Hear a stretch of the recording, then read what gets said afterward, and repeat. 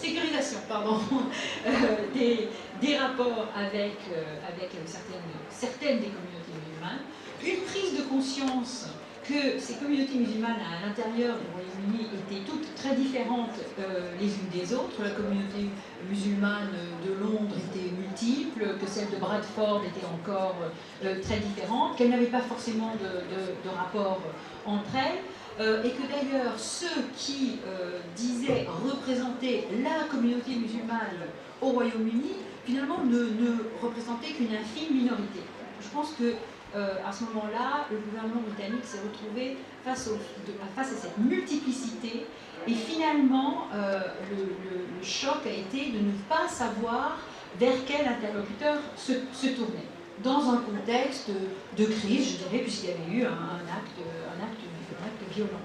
Je pense que ces dernières années, après avoir remis en question ce modèle, il y a un retour, il y a eu des années très difficiles, mais que la plupart, finalement, je dirais que la majorité du public en Grande-Bretagne pense être de l'autre côté du tunnel, si je puis dire, avec finalement une connaissance des islams, des communautés musulmanes, bien plus valable de façon quotidienne, beaucoup plus proche finalement, ça fait partie simplement, je dirais, de la trame de ce qui fait la vie quotidienne au Royaume-Uni. Donc c'est vrai qu'il y a eu une remise en cause, mais je pense qu'on est revenu de cette remise en cause.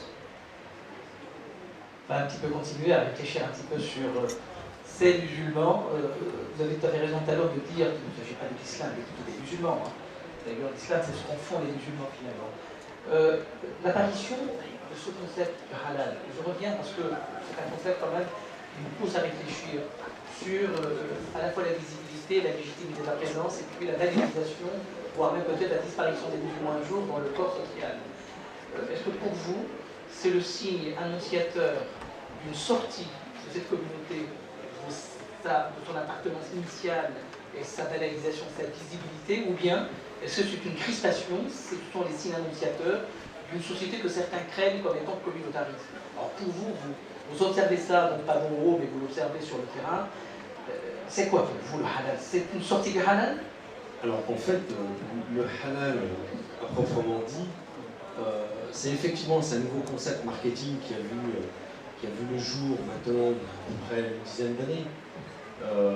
Et pour la simple et bonne raison, c'est que on avait des commerces traditionnels bien avant, donc lors du flux migratoire Afrique du Nord vers la mère patrie, pour parler de la République, on a eu ces communautés nationales qui étaient concentrées à des endroits et qui ont dû s'organiser sur le plan du commerce.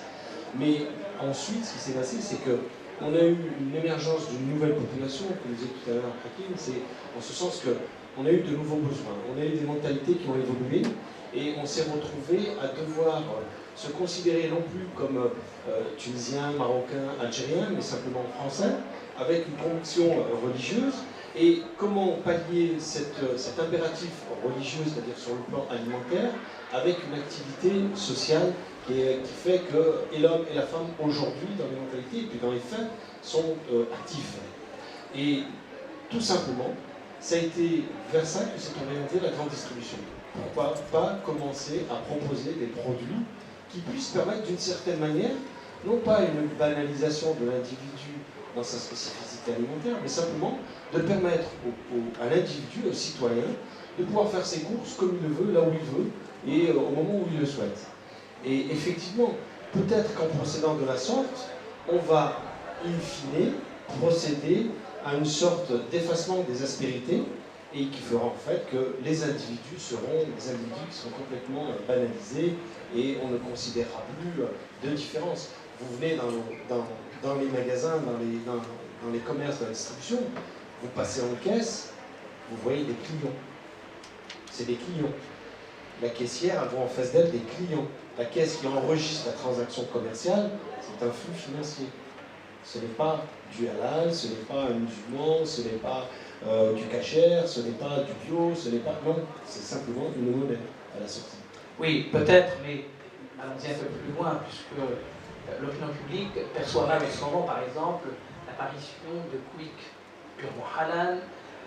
Raphaël Auger, est-ce que ce sont des signes justement de crispation? Parce que les Français se posent la question, et ce n'est pas parce que parfois ils se posent de mauvaises questions qu'ils n'ont pas raison de se les poser.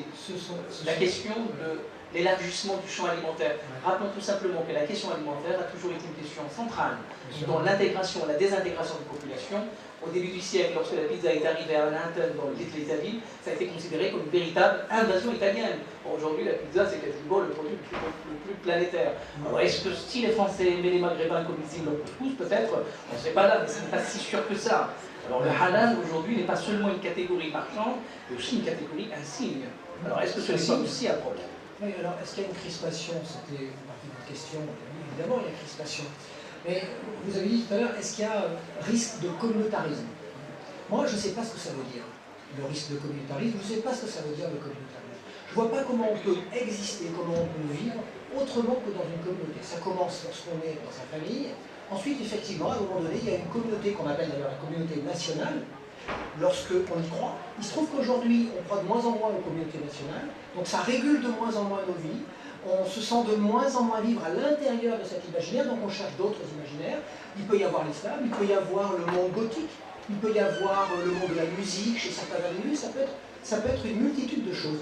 Alors, s'il y a un risque de communautarisme, il repose sur une seule chose. C'est lorsque une communauté parmi d'autres empiète sur les autres et cherche à s'imposer aux autres.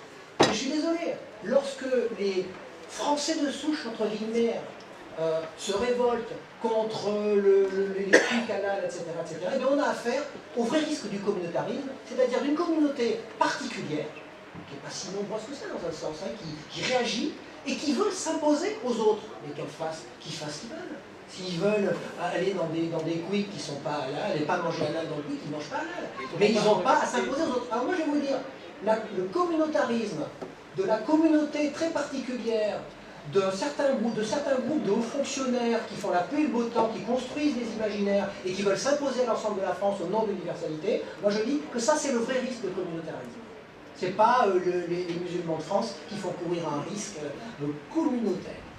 Marc Benaïf, la musique elle est immunisée de tous ces substrats et de toutes ces variations sur ce qui est halal, ce qui n'est pas. Est-ce que la musique est comme la Suisse, au-dessus de toutes sortes? Non. C'est louche d'être au-dessus de tout. C'est pas une fixation que je fais là. C'est bien plus louche d'être au-dessus de tout. Absolument. Non, mais tout ce que j'entends, je trouve ça me ravit parce que c'est vrai que c'est des choses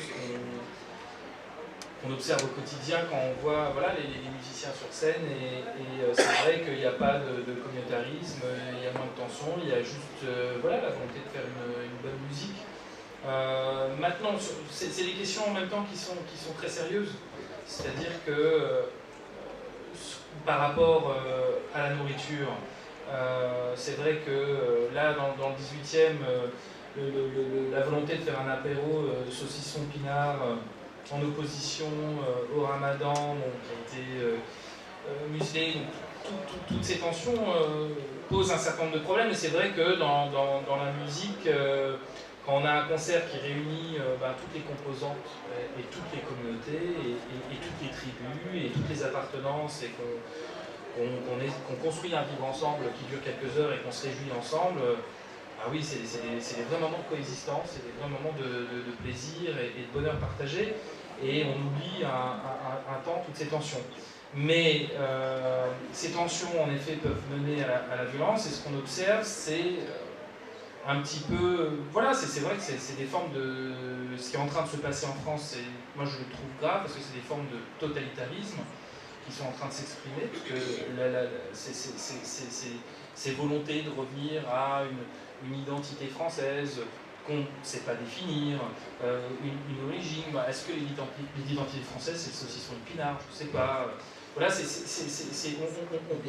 on retrouve une forme,